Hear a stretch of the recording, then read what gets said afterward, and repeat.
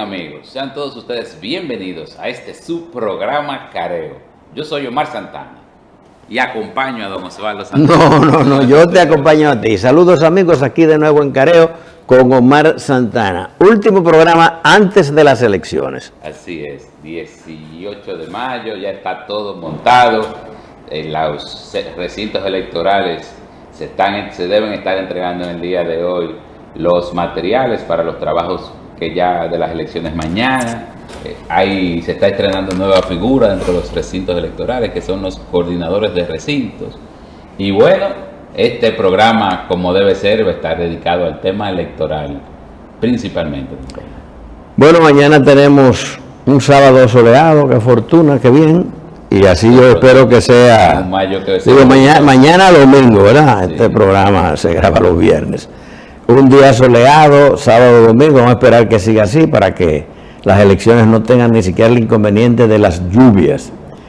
Y hemos llegado a este momento, a este ciclo, al cierre de ciclo electoral, yo pienso con una disminución de las tensiones que se marcaron, digamos que a la mitad del proceso, con el asunto de la entrega de los recursos, los reclamos de los partidos a la Junta Central Electoral y las resoluciones que adoptó la Junta ya, digamos, al final, lo que tiene que ver con la policía electoral, con la seguridad de los recintos de votación, la prohibición de las carpas, el empoderamiento de los responsables, de los coordinadores de los colegios de votación, los roles de los presidentes de la Junta que están claramente definidos y muy especialmente las directrices que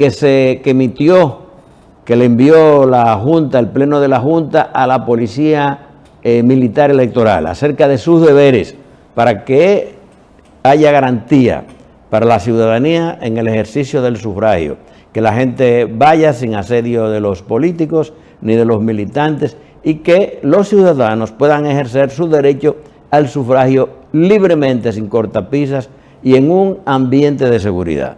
Sí, el proceso de la campaña política concluyó el jueves, un jueves, como fue toda esta campaña, relativamente tranquilo, sin muchos ruidos, con pocas manifestaciones masivas, si es que la hubo trabajo sí, las político. Marchas fueron manifestaciones masivas, lo que no hubo fue concentración en un lugar, bueno, pero hubo manifestaciones, sí, pero obviamente. Hubo caminatas, pero no hubo mítines. Mítines en lugares ya eso ha quedado, no. Ya eso ha quedado por lo menos en este proceso.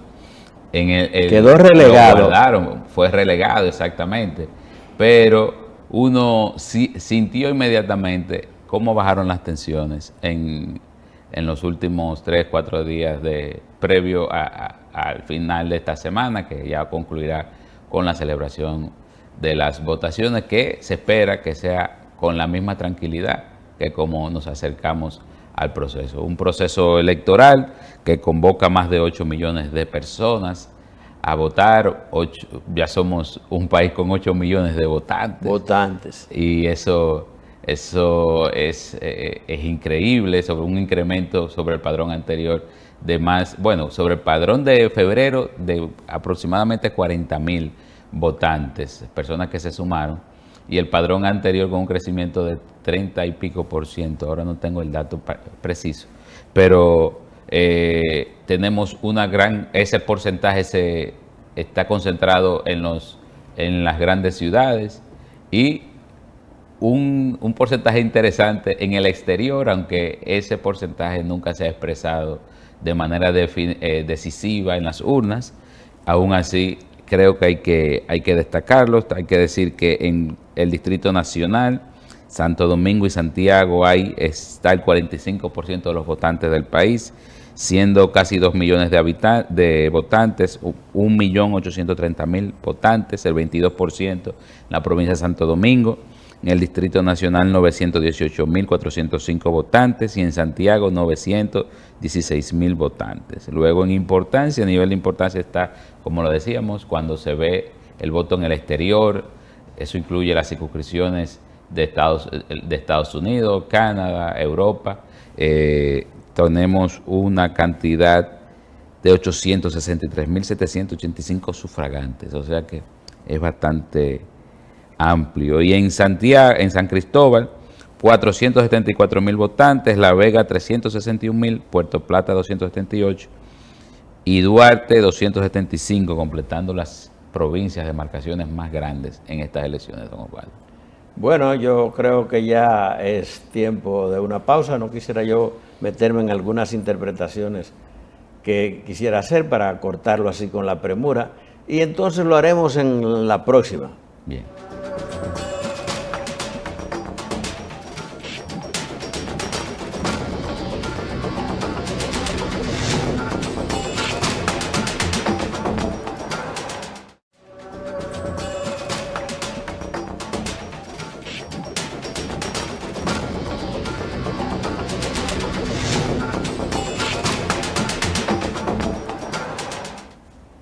Muy bien, seguimos aquí en Careo. Y bueno, hablábamos de la cantidad de votantes, los más de 8 millones de personas que están convocados a estas elecciones para elegir las nuevas autoridades presidenciales y el Congreso de la República. Eso incluye al presidente, vicepresidente, a 190 diputados, 32 senadores, de los cuales de los diputados 178 son de provincia, y 5 son diputados nacionales y otros 5 son diputados de ultramar, y 7 son diputados de ultramar. Además de los 20 diputados al Parlacén, que es el Parlamento Centroamericano al que pertenecemos y del que se conoce muy poco, pero tienen muy buenos emolumentos. Entonces están esas figuras que vamos a elegir. ¿Qué le parece, don Osvaldo? Cualquiera le gustaría ser. Cualquiera le gustaría ser, ¿verdad que sí? Miembro de un parlamento del que se conoce muy poco. Entonces, ¿cómo se eligen los senadores? Los senadores y los diputados, los senadores se eligen por método directo, igual que los presidentes y vicepresidentes, a nivel provincial, y los diputados, una combinación de el voto directo y también con el método de ONT, en función de la cantidad de votos. Eso es para la asignación a los partidos. Asignación a los Pero partidos. Pero para todos los casos, como dijiste, el voto es directo. El voto directo. Es decir, hay que votar por el senador que esté candidateado del partido de su preferencia en la provincia y por el diputado de su preferencia. Así es. Puede ser, eso sí, ahí se permite. Como son 3 boletas, se puede votar indistintamente. Puede votar arriba por el presidente de tu preferencia. Exacto. Puede votar en la senaduría por quien tú quieras como senador, no importa el partido que sea. Igual con lo de los diputados, si son 3 boletas, una oportunidad que tenemos ahora de elegir. No es el arrastre de antes, que tú votabas por el presidente y se iba el senador, se iba el diputado. No. Ahora tú puedes escoger y digamos que democratizar y repartir el voto, si es lo que tú decides, o votar completo, depende de tu preferencia. Tú ibas a agregar otra cosa, pues yo quiero decir otra, pero bueno, así es. Entonces, y el voto, igual el voto en el exterior es similar. El voto del Parlacén, y uno se ríe, porque es un invento grande, un invento bastante grande. Se elige a partir del voto a los senadores. Eso es un privilegio grande. Es un privilegio grande porque incluye además la misma... sistema político, el mismo sistema que de los diputados nacionales y eso. Pero bueno, se eligen a través de lista cerrada. Ese sí se distribuye por el método de ONT. Pero es a partir del voto que reciben los senadores. Del total de votos se distribuyen los 20 escaños. Son 22 en total la representación y pertenece usualmente el 21 y el 22 al expresidente y ex vicepresidente del periodo anterior. Y lo más grande es que no se sabe casi nunca quiénes son los candidatos al Parlacén. Ni hacen campaña ni nada barata que sale esa elección. Le sale barata. Oye, pero cualquiera se la gestiona. Se la gestiona, claro.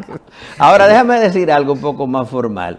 Mira, todo lo que has dicho, Omar, y lo que hemos dicho a propósito de las elecciones, a quienes vamos a elegir, cuántos somos los ciudadanos hábiles para votar, las demarcaciones por todo el territorio de la República. Todo eso tiene un significado mayor. ¿Cuál es? El reto. El reto de la República, el reto de la nación, a elegir las autoridades. Pero ese reto implica votar. Hay que ejercer el sufragio, porque el gran problema, uno de los grandes problemas del proceso anterior, el de febrero, de las elecciones municipales, fue la alta abstención. Fue una elección de minoría.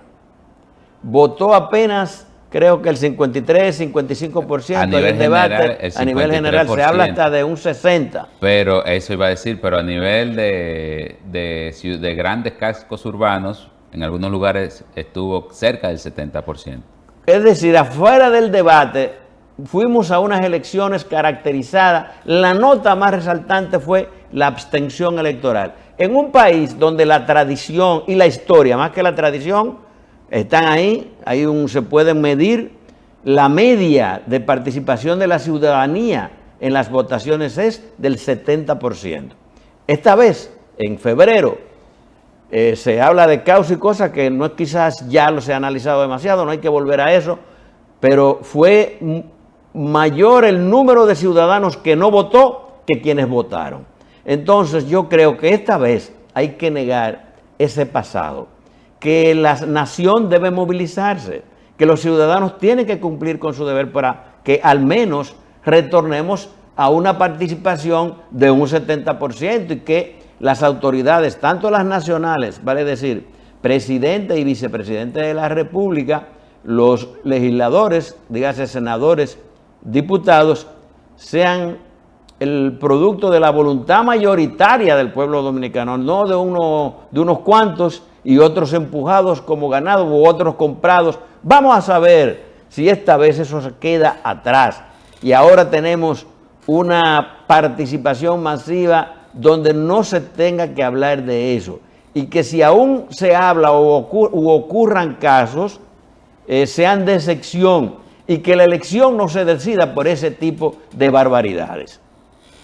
Bien, y hay que señalar que además se trata en el tema de la votación, de la elección masiva, y todo eso está directamente relacionado, entiendo yo, a la legitimidad de un gobierno.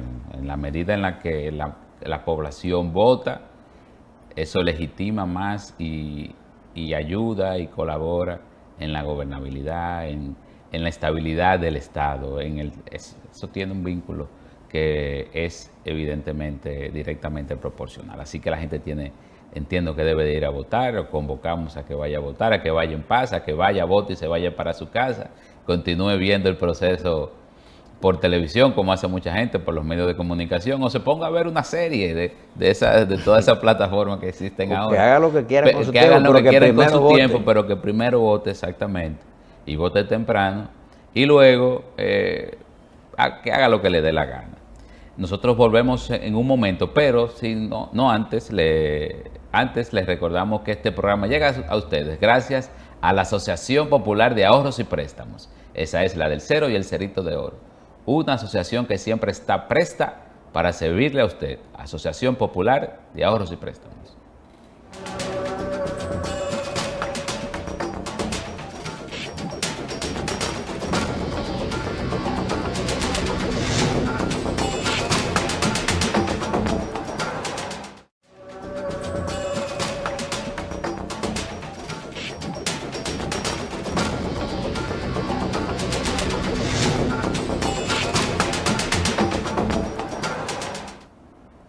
Seguimos aquí en Careo con Omar Santana y ustedes.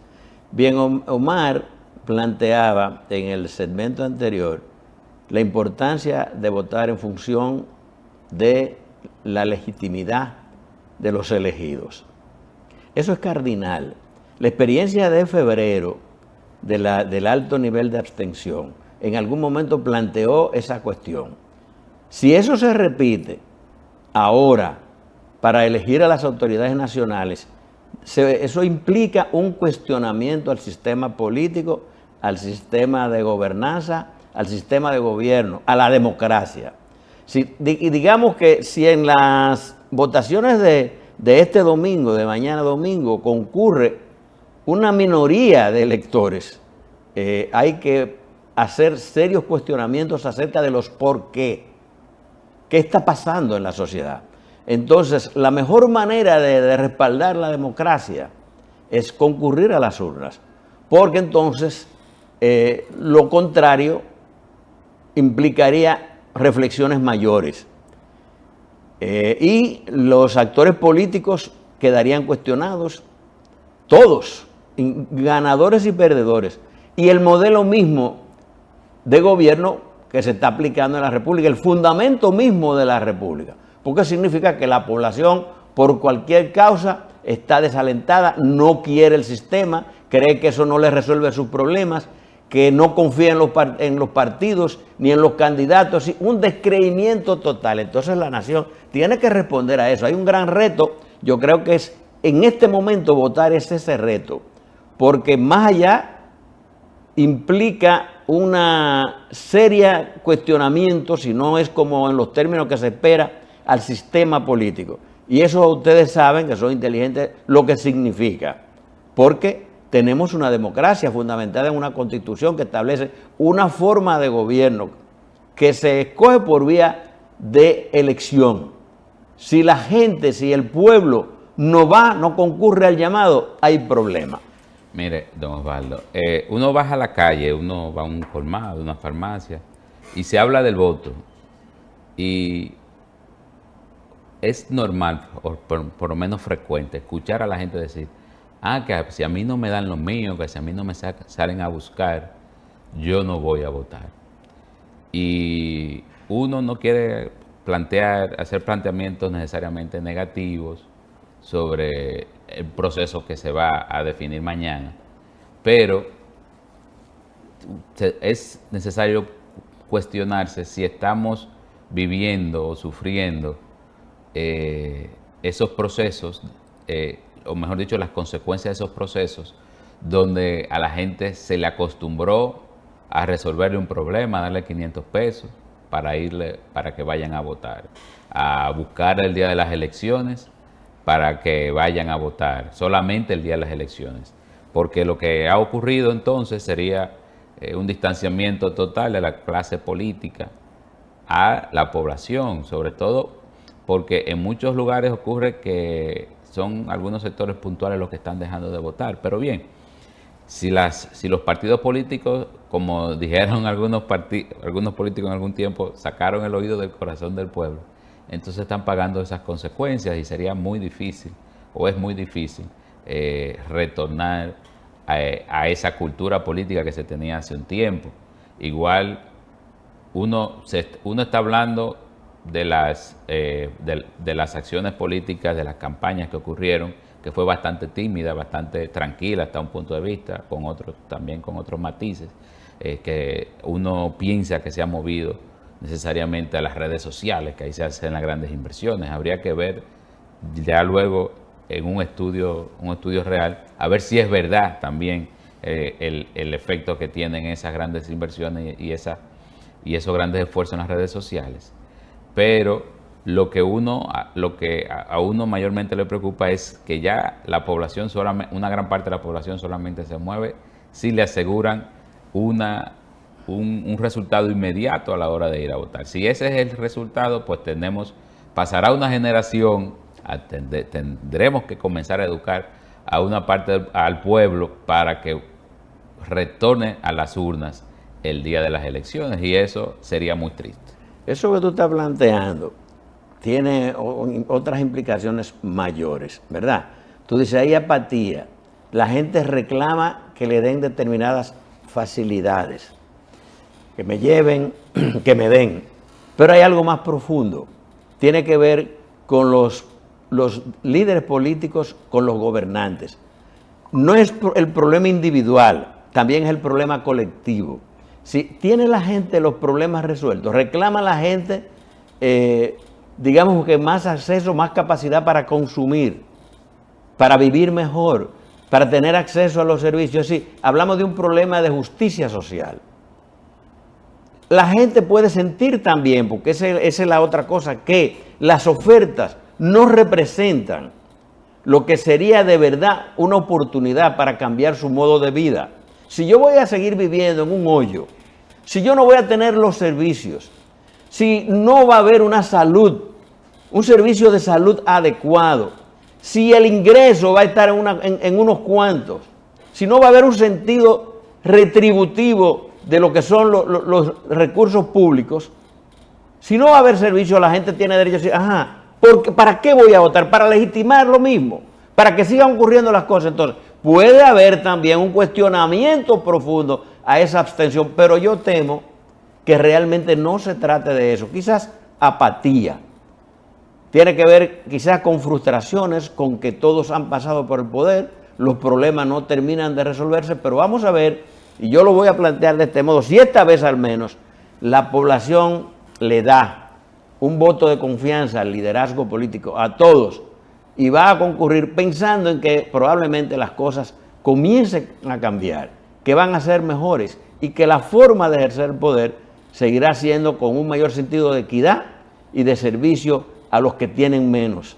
Que eso sería fundamental para que la gente tenga motivos para concurrir a las urnas. Tiempo de una pausa. En un momento retornamos aquí en Careo.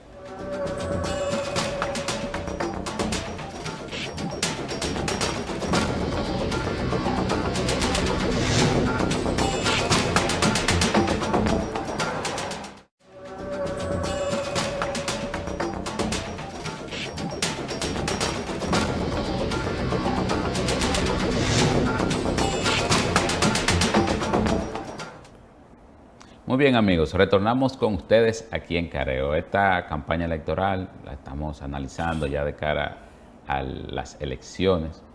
Estuvo cargada de temas, por lo menos de actores que ejercieron liderazgo en este proceso.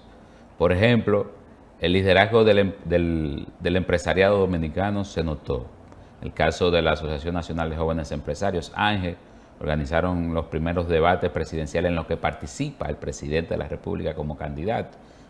Me gusta hacer esa observación porque creo que hay una interpretación en general inadecuada sobre eso de que el primer debate presidencial.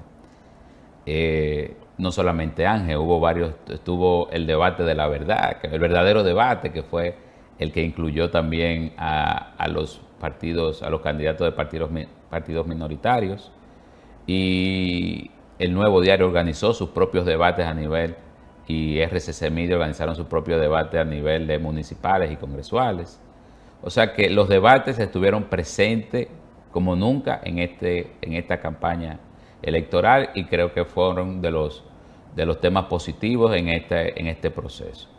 Pero también los políticos tuvieron la oportunidad, los empresarios, de reunirse con los políticos para conocer de manera directa cuáles son sus propuestas en tema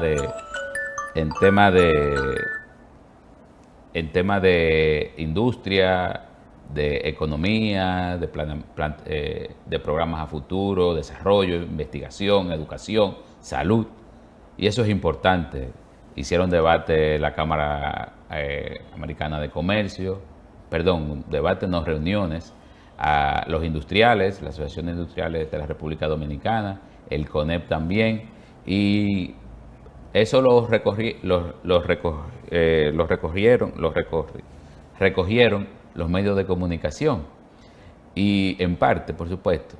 Y bien, ahí esos son puntos positivos de la campaña. También en esta campaña, sobre todo en las últimas 3 semanas, quizá en el último mes, un actor presentó una acción novedosa, que fue las iglesias, tanto la católica como la evangélica, estuvieron expresando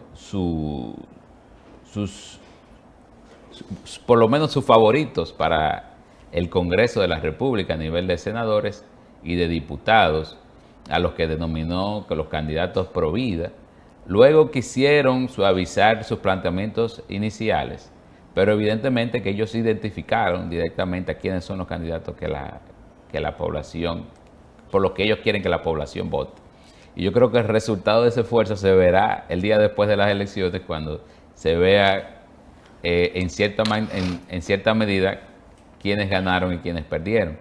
Pero en fin, creo que esos fueron dos temas interesantes dentro de este proceso, don Omar. Bueno, yo creo que se puede agregar también que en este proceso hubo un tema que estuvo ahí, primero subyacente y por periodos, digamos que muy, liderando, más que los debates, imponiéndose en la opinión pública, a veces como un problema incluso de Estado, de política de Estado, y otra vez instrumentalizado como un recurso para la campaña y para obtener favoritismo, ¿verdad?, de los dominicanos. Fue el tema haitiano.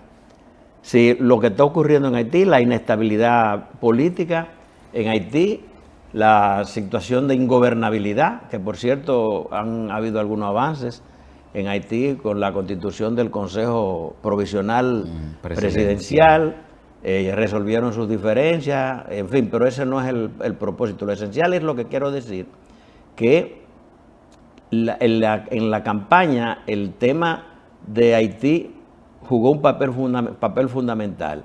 Le brindó oportunidades magníficas, por ejemplo, al presidente de la República, Luis Abinader, para convertirse y presentarse como el gran adalid de la defensa del territorio dominicano, con la iniciativa de grupos haitianos, con la construcción de un canal en uno de los mares, el margen occidental del río Masacre. Y eso ya ustedes recuerdan, ¿verdad?, la gran movilización militar de este lado de la República, tanques, helicópteros, todos aquellos movimientos, obviamente formaron parte de un ejercicio de posicionamiento del candidato del PRM para presentarse ante el país como el gran salvador, la salvaguarda, la garantía de que el territorio de la República Dominicana estaba seguro mientras fuese presidente de la República. Mi percepción es que eso obviamente se instrumentalizó convenientemente para favorecer el posicionamiento del presidente Abinader.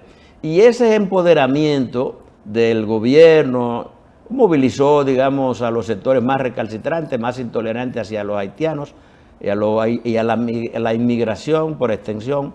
Digamos, los sectores más conservadores, la derecha se alineó en eso, y hasta sectores más o menos más liberales, más tolerantes también tuvieron que alinearse porque generó un consenso muy grande en la República. Ese es el problema de los nacionalismos, que generan unos estados de consensos peligrosos, porque nadie puede estar en contra de lo que aparentemente va contra la República. Todo el mundo tiene que apoyar las deportaciones de haitianos, incluso hasta los maltratos durante las deportaciones, que son actos que dañan lo que es el sentido de humanidad, es decir, que violan los derechos de las personas.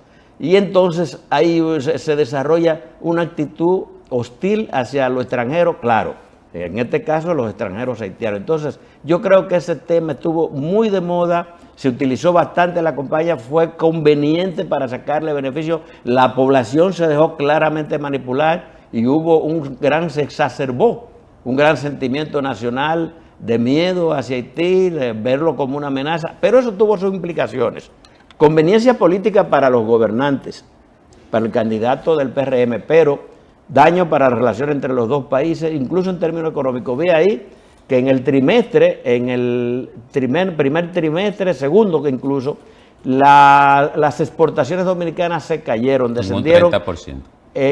En un periodo, en un 10 y hasta un 30% en Haití. No, en general cayeron las exportaciones un 10% y las exportaciones hacia Haití en un 30%. La inestabilidad en Haití no le conviene, primero obviamente a los haitianos, pero tampoco a nosotros. Hay que ver a Haití como un país vecino, son nuestros vecinos más cercanos en el Caribe, y tenemos que verlo así, como una nación, no como enemigos. Entonces, lamentablemente, el país fue exacerbado, fue manipulado para que lo viéramos de esa manera. Es verdad que los migrantes casi en ninguna parte son bien recibidos.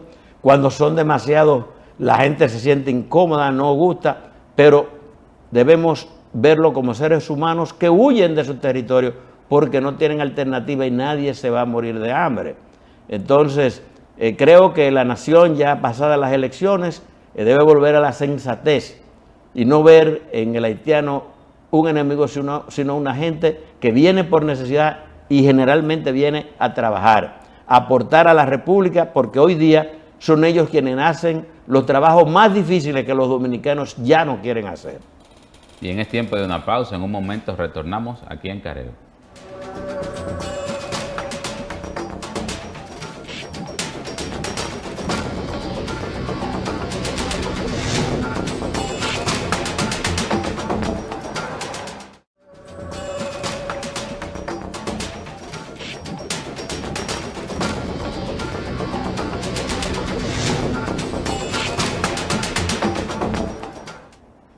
Muy bien, amigos, estamos con ustedes aquí en Careo.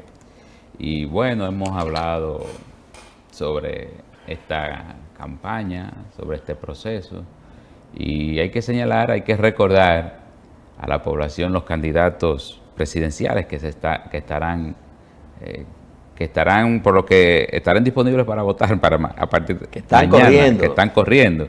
Todo el mundo conoce, por supuesto, al presidente de la República, Luis Abinader, a Leonel Fernández, de la Fuerza del Pueblo, a Abel Martínez por el PLD, Miguel Vargas Maldonado por el Partido Revolucionario Dominicano, María Teresa Cabrera por el Frente Amplio, Fulgencio Severino por Patria para Todos, Carlos Manuel, o Carlos Peña, mejor dicho, por Generación de Servidores, Virginia Antares Rodríguez, por Opción Democrática, Roque Espaillat, ese es el que le dicen el cobrador, por el Partido Esperanza Democrática. Bueno, hay que agregar que estas elecciones, que no lo hemos comentado, van a ser bastante observadas. No sé si lo habemos reseñado o comentado. Vienen no menos de 21 misiones internacionales y entre los grupos hay un paquete de expresidentes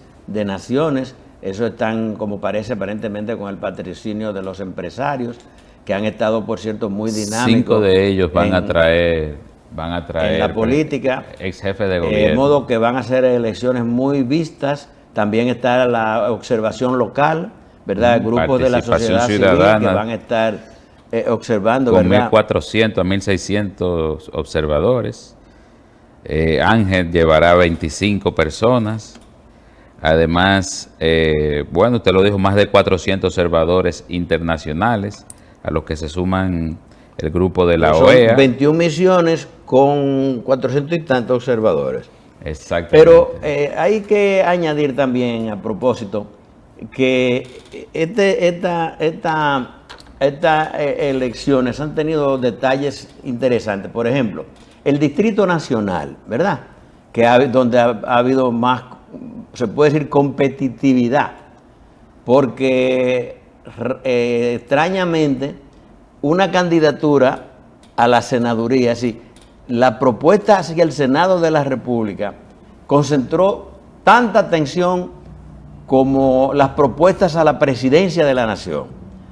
Rara vez ocurre ese fenómeno, donde una elección local, se puede decir, porque el Distrito Nacional, que es donde está la capital de la República, no es menos importante que otra provincia, ni más ni menos, es un mismo senador. Del punto de vista, no quiero decir de la importancia económico-política, del volumen de personas, no, el puesto. Se va a elegir un senador. Sin embargo, esa elección cobró un matiz especial. Se trata de que, por la fuerza del pueblo, el candidato a senador es Omar Fernández, que es hijo del presidente, del expresidente Leonel Fernández. Y por el Partido Revolucionario Moderno, Guillermo Moreno, que es el presidente de la Alianza País. Alianza País. ¿Verdad? Que era o es un grupo alternativo que se presenta como un proyecto de diferenciación frente a los partidos del sistema, pero que se alió, se dominó al Partido Revolucionario Moderno y se puso en la boleta del PRM para confrontar a Omar Fernández. Entonces, esos hechos, el Moreno ha tenido un gran apoyo del presidente Abinader, más que del propio PRM. Es clara la determinación del presidente Abinader de apoyar a Moreno, su empeño en que gane la capital. Y entonces Omar, el candidato de la Fuerza del Pueblo, ha concentrado, ¿verdad?, el otro polo de atención, y ahí de ahí un escenario, digamos que especial.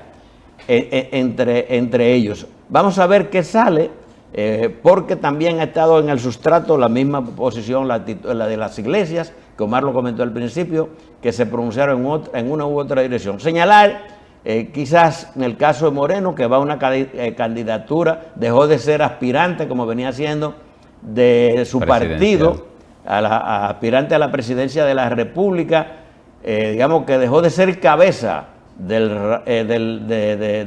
ratón para convertirse, no en cola, pero algo del león, en este caso no de Leonel, sino de Abinader. Bueno. Una pérdida del alcance de su liderazgo que se queda en la capital, frente a un joven como Omar Fernández que, bueno, no pierde nada, solo gana.